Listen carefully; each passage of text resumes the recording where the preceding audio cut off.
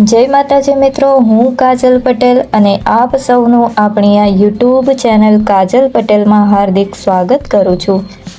આજે આપણે એક એવી ભક્તિ કથા સાંભળવાના છીએ જે આપણને સમજાવશે કે કર્મનું ફળ મોડું મળી શકે પરંતુ ક્યારેય અધૂરું રહેતું નથી। ભગવાન શિવ કહે છે કે માણસના જીવનમાં ધન, શક્તિ અને ઓળખ બધું જ એ થોડા સમય માટે જ હોય છે, પરંતુ એક વસ્તુ એવી છે જે જન્મોથી જ તમારી પાસે રહે છે અને એ છે તમારા કર્મ। આજે હું તમને એવી ભક્તિ કથા સંભળાવીશ જે સાંભળ્યા પછી કદાચ તમે જીવનને એક નવી નજરથી જોવાનું શરૂ કરશો। તો ચાલો મિત્રો, આપણે ભગવાન શિવનું નામ લઈને વાર્તાને શરૂ કરીએ। તો બોલો મિત્રો, હર હર મહાદેવ। કમેન્ટમાં લખી દેજો હર હર મહાદેવ।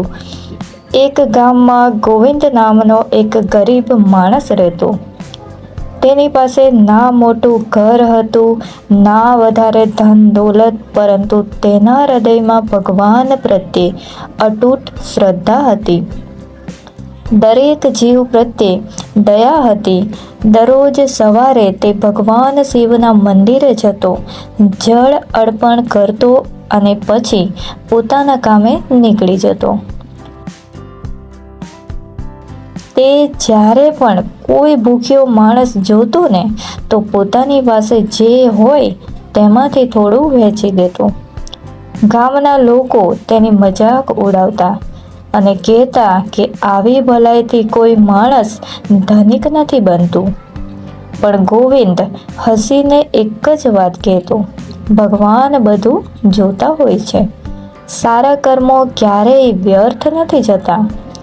એક દિવસ ભગવાન શિવે માતા પાર્વતીને કહ્યું, દેવી, આજે હું તમને બતાવીશ કે સારા કર્મોનું ફળ ક્યારેય ખોવાતું નથી।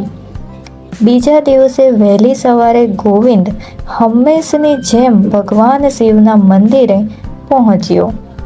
તેણે શિવલિંગ પર જળ ચડાવ્યું અને હાથ જોડીને પ્રાર્થના કરી, હે મહાદેવ, મારી પાસે ધન નથી, પણ મારા મનમાં સારા કર્મ કરવાની શક્તિ ક્યારેય પણ ઓછી નહીં થવા દેતા। ભગવાન શિવ અને માતા પાર્વતી આ બધું જોઈ રહ્યા હતા। ભગવાન શિવે સ્મિત કરીને બોલ્યા, હે દેવી, હવે સમય આવી ગયો છે। આજે ગોવિંદના કર્મોની સાચી પરીક્ષા થશે। એ જ દિવસે ગોવિંદ કામ શોધવા માટે ગામની બહાર નીકળી જાય છે। આખો દિવસ મહેનત કરે છે, પણ કોઈએ તેને કામ આપ્યું જ નહીં। સાંજ સુધીમાં તેની પાસે માત્ર થોડા જ રૂપિયા બચ્યા હતા અને એ પૈસાથી તેણે થોડો લોટ અને થોડું શાક ખરીદ્યું। તે ખુશ હતો કે આજે પરિવારને ભોજન મળશે, પણ ઘરે પરત ફરી રહ્યો હતો ને ત્યારે રસ્તા પર તેને એક વૃદ્ધ મળ્યા અને એ વૃદ્ધ ઘણા દિવસથી ભૂખ્યા હોય એવું એને લાગતું હતું। તેઓ નબળા અવાજમાં બોલ્યા, દીકરા, 2 દિવસથી કંઈ ખાધું નથી। જો તારી પાસે કંઈ હોય તો મને થોડું આપી દે। એક ક્ષણ માટે ગોવિંદ અટકી જાય છે। તેના મનમાં વિચાર આવે છે કે જો હું આ આપી દઈશ તો મારા ઘરના બાળકો શું ખાશે? પણ તરત જ તેને ભગવાન પર વિશ્વાસ આવ્યો। તેણે પોતાના હાથમાં રહેલો ખોરાક વૃદ્ધને આપી દીધો અને પ્રેમથી કહ્યું, બાપુજી, ભગવાન શિવ પર વિશ્વાસ રાખજો, તેઓ આપણા સૌની વ્યવસ્થા કરે જ છે। વૃદ્ધની આંખોમાં આંસુ આવી ગયા। તેમણે આશીર્વાદ આપ્યા, ભગવાન તારા સારા કર્મનું ફળ જરૂર આપશે।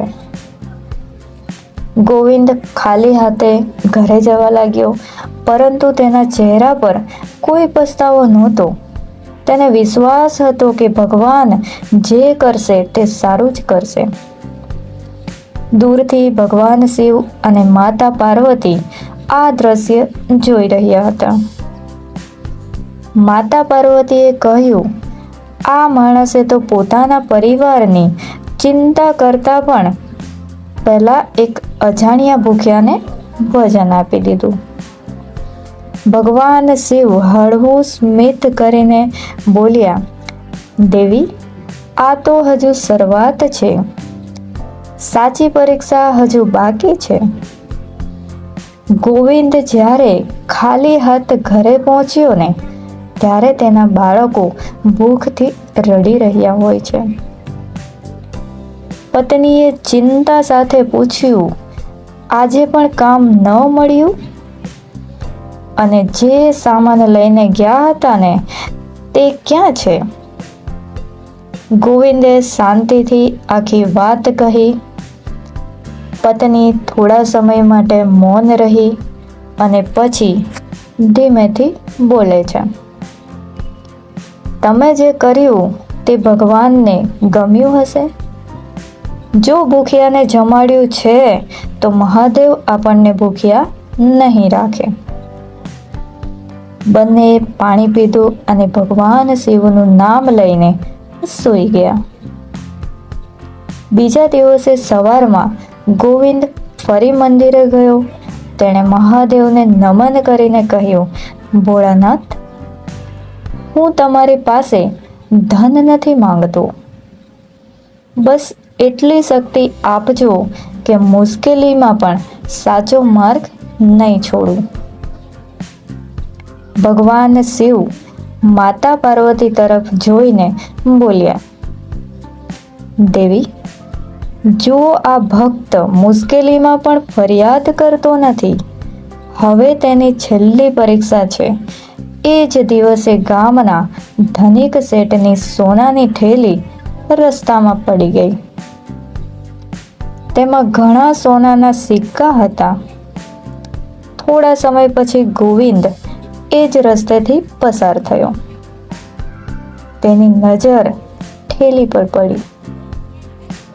એક ક્ષણ માટે વિચાર આવ્યો કે આ થેલી હું રાખી લઉં. આ થેલી હું રાખી લઉં તો મારા પરિવારને ગરીબી દૂર થઈ જશે. પણ તરત જ તેણે પોતાના મનને સમજાવ્યું કે જે વસ્તુ મારી નથી તેના પર મારો અધિકાર નથી. ભગવાને ક્યારેય ખોટા રસ્તે ચાલવાનું શીખવ્યું જ નથી. તે થેલી લઈને સીધો ગામમાં ગયો અને પૂછપરછ શરૂ કરી. થોડી વારમાં શેઠ દોડતા આવ્યા. થેલી જોઈને તેમની આંખોમાં આનંદના આંસુ આવી ગયા અને શેઠ બોલ્યા, ભાઈ, આ થેલીમાં મારી આખી જીવનભરની કમાણી છે. તું ઈચ્છતો તો કોઈને ખબર પણ ન પડતી, છતાં તું પરત આપવા આવ્યો. ગોવિંદ હસીને બોલ્યો, મને સોનાથી વધારે મારા ભગવાન પર વિશ્વાસ છે. આ શબ્દો સાંભળીને આખું ગામ આશ્ચર્યમાં પડી ગયું. દૂરથી ભગવાન શિવ અને માતા પાર્વતી આ બધું જોઈ રહ્યા હતા. ભગવાન શિવ બોલ્યા, દેવી, હવે સમય આવી ગયો છે. આ ભક્તને તેના કર્મનું સાચું ફળ મળવું જ જોઈએ. ગોવિંદની ઈમાનદારી જોઈને આખું ગામ તેની પ્રશંસા કરવા લાગ્યું. એ જ રાત્રે જ્યારે ગોવિંદ ભગવાન શિવના મંદિરમાં બેસીને ધ્યાન કરી રહ્યો હતો ને ત્યારે અચાનક આખું મંદિર પ્રકાશથી ઝળહળી ઉઠ્યું. ગોવિંદે આંખો ખોલી તો સામે સાક્ષાત ભગવાન શિવ અને માતા પાર્વતીના દિવ્ય દર્શન થયા. આ ચરણોમાં નમી ગયો. તેની આંખોમાંથી આનંદના આંસુ વહેવા લાગ્યા અને ભગવાન શિવ પ્રેમથી બોલ્યા, વત્સ ગોવિંદ, અમે તારી ઘણી પરીક્ષાઓ લીધી, ગરીબી આપી, મુશ્કેલીઓ આપી અને લાલચ સામે પણ ઊભો કર્યો, પરંતુ દરેક વખતે તું સત્ય, દયા અને સારા કર્મના માર્ગ પર અડગ રહ્યો. માતા પાર્વતી બોલ્યા, જે વ્યક્તિ પોતાના સુખ કરતાં બીજાના દુઃખને મોટું માને છે, ભગવાન તેને ક્યારેય એકલા છોડતા નથી. ભગવાન શિવે આગળ કહ્યું, યાદ રાખજે, કર્મનું ફળ હંમેશા મળે જ છે. ક્યારેક તરત મળે છે તો ક્યારેક થોડા સમય પછી મળે છે, પરંતુ કોઈ પણ સારા કે ખરાબ કર્મ ભગવાનની નજરથી ક્યારેય છુપાતા જ નથી. આટલું કહીને ભગવાન શિવે ગોવિંદને આશીર્વાદ આપ્યા. ધીમે ધીમે ગોવિંદના જીવનમાં પરિવર્તન આવવા લાગ્યું. તેને નિયમિત કામ મળવા લાગ્યું. તેના પરિવારના દુઃખ દૂર થવા લાગ્યા. પણ એક વસ્તુ ક્યારેય બદલાઈ નહીં, ગોવિંદની નમ્રતા, તેની ભક્તિ અને તેના સારા કર્મ. તે જીવનભર લોકોને મદદ કરતો રહ્યો અને ગામના લોકો પણ તેની પાસેથી શીખવા લાગ્યા કે સાચી સંપત્તિ ધન નહીં, પરંતુ સારા કર્મ અને ભગવાન પરનો વિશ્વાસ છે. તો મિત્રો, આ કથાનો સંદેશ ખૂબ જ સરળ છે. આપણે જીવનમાં કેટલા પણ મુશ્કેલ સમયમાં હોઈએ, સત્ય, દયા અને સારા કર્મનો માર્ગ ક્યારેય છોડવો નહીં. કારણ કે ભગવાન કદાચ પરીક્ષા લે છે, પરંતુ પોતાના સાચા ભક્તોનો સાથ ક્યારેય છોડતા નથી. જો આજની આ ભક્તિ કથાએ તમારા હૃદયને તો વિડીયોને લાઈક કરજો અને આવા જ ભક્તિભર્યા વિડીયો જોવા માટે અમારી ચેનલ કાજલ પટેલને સબસ્ક્રાઈબ કરજો અને કમેન્ટમાં ઓમ નમઃ શિવાય જરૂરથી લખજો. તો મળીએ આગામી ભક્તિ કથા સાથે. ત્યાં સુધી બધાને જય માતાજી, જય શ્રી કૃષ્ણ અને હર હર મહાદેવ. Thank you.